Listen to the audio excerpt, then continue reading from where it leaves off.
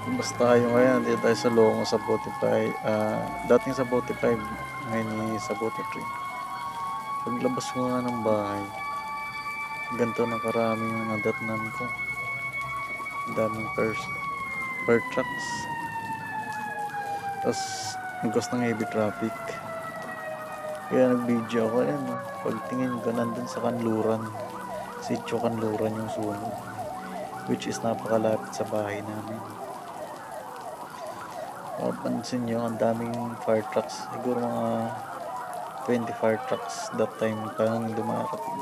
Pero karamihan dumating is nagtulong-tulong yung mula QC, Baclaran, Parañaque, Bacoor, Zapote, Las Piñas. So bali mga alas 12 nga ng tanghali to nangyari yung sunog. Mabilis naman na-responde kasi alas 3 bali confirm na fire out, which is malayo sa amin kasi naagapan dun sa punahan. Tsaka yung hangin niya na ito guys, kung mapapansin nyo papunta rito sa kanan, yan oh. Sobrang lakas ng hangin. Tsaka mabilis masunog yung mga bahay kasi nga kalimitan dito mga raw materials o light materials. Kaya 3 oras lang may 1,000 families yung apektado. Sa casualties naman wala pang naiulat na nasaktan or namatay dito sa sunog na to. Mabilis naman rumuspendo yung mga fire trucks natin. Salute sa mga fire volunteers, fire officers na rumisponde. Ayun, dito nga binibidyohan ko na itong mga tao na galing sa sunog. Iba umiiyak na, yun si tatay, ginakarga. Halos maiyak na ang karamihan sa mga nasunugan kasi nga ibaw lang na isalba.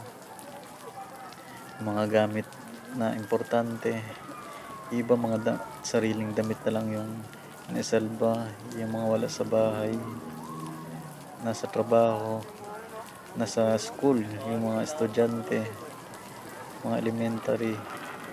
Kaya pag diglarang may sunog sa Lungos, agad-agad silang nagsiuwian at dito na nga sila tumambay sa may Zapote flyover habang tinitingnan nila yung napakalakas na sunog at walang magawa kundi ipabaya sa mga fire officers, fire volunteers na maapula yung sunog.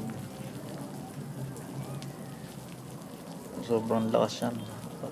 Habang tumatagal lalong lumalakas yung sunog. Makikita nyo kulay itim na yung usok dyan kasi ang lakas ng hangin that time. Mabuti na nga lang at pakanan yung hangin at malayo sa tinitira namin. Kaya thank you kay Lord at hindi kami na abutan o inabot ng napaka one of the history sa Zapote na sunog. Biruin niyo 1,000 families ang nakatira dyan sa area na yan, sa coastal area na yan. Bali itong rito hindi na nga sila makapasok dyan kasi nga sobrang lakas na ng hangin, may kasamang usok, apoy. Kaya yung mga fire volunteers natin, fire officers, ayan, hindi na makakapasok dun sa looban. Kaya ang cost niyan is sobrang daming nasunog na bahay at halos karamihan ay walang naisalbang mga gamit.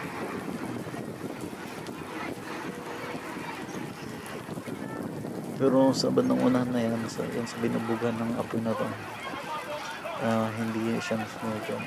Bali lumipat ako dito sa may coastal area at dito nga medyo nagkakagulo na kasi nga maabutan na yung isang light materials na to. Pero salamat dito sa fire officers natin na fire suit napula nila dyan. Mabilis yung pag-responde nila upang hindi lang masunog itong natitirang mga bahay na malapit sa kalsada. Buti nga lang dito sa bandang kaliwa, may mga fire officers, fire volunteers o yung mga taga lungos na hindi nagatugaling lumusong sa tubig na to para apulahin yung apoy na yun. Kasi kung sa kaliwa na to, pag kahit ito hindi na apula, is mas marami ding bahay na maapektuhan rito sa gawing kaliwang to. Kaya nagapan na namin dito sa bandang kaliwang to kasi nandito na yung banda malapit yung ating tira naming bahay. Makikita nyo binubuhusan ng tubig na galing dyan sa ilog na yan. Actually puro putik yan, malalim na putik yan, at pilit namin siyasabuyan ng tubig. At dito na darating na yung fire hose natin dyan gawing kaliwa. Bubugahan na namin yan dyan. Ito, salot dito sa apat na to. Lakas Balit na nilatag na nila yung fire hose. Andito na, nakalatag na yan. At agad naming inaagapan para na maapula itong apoy na to. At salamat kay Lord at hindi kami inabot. Itong gawing kaliwang to, ayan, medyo malapit na sa amin yan. Which is tabing kalsada lang naman kami. Ayun yung fire hose dumating na. Medyo nahirapan pa nga yung mga volunteers natin dyan, mga tigalungos yan, kasi yung volunteers fire officer natin ay hindi sila makalusong dyan sa tubig na yan dahil nga malalim ang putik niyan. Kaya kaming mga fire volunteers na taga rin sa lungos ay kami lang humawak at nagdala ng fire hose para maapula itong sunog dito sa gawing ito.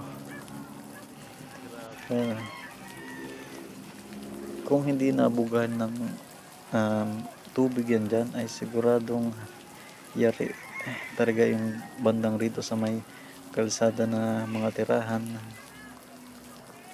Buti na lang mabibilis at may kusang pagtulong ang mga kababayan natin rito sa lungos. Thank you Lord. At dyan natatapos yung end of fire dito sa amin, kasi hanggang dyan na lang yung apoy. Naapulan na lahat.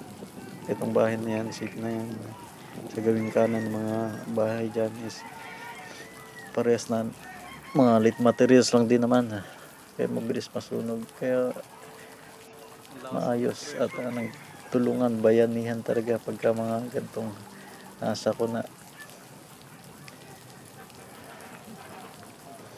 Ito mo, nahihirapan pa kasi nga hindi pa mga sanay na humawak ng fire hose kasi sobrang lakas ng pressure.